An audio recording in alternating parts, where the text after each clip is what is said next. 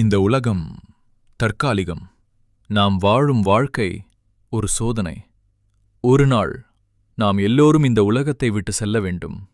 அதற்கு பிறகு என்ன? சொர்க்கமா அல்லது நரகமா? அதை பற்றி தெரிந்து கொள்வோம். சொர்க்கம் அல்லாஹ் தனது நம்பிக்கையாளர்களுக்காக தயார் செய்த ஒரு நிரந்தர மகிழ்ச்சி தரும் இடம். அங்கு துன்பமில்லை, கவலை இல்லை, நோய் இல்லை.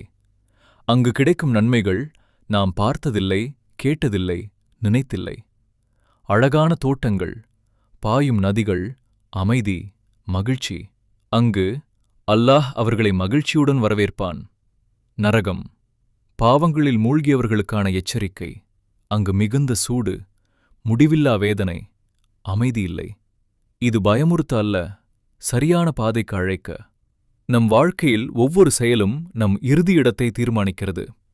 நன்மைகள், தொழுகை, துஆ, உதவி, நற்செயல்கள். பாவங்கள், பொய், அநியாயம், தீய செயல்கள். சிறிய நன்மை கூட பெரிய பலனை தரும். இன்னும் நேரம் இருக்கிறது. அல்லாஹ் மிக கருணையாளன். நீங்கள் எவ்வளவு தவறு செய்திருந்தாலும் அவனிடம் திரும்புங்கள்.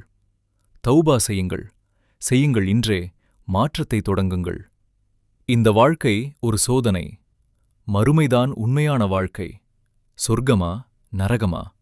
அது உங்கள் தேர்வு.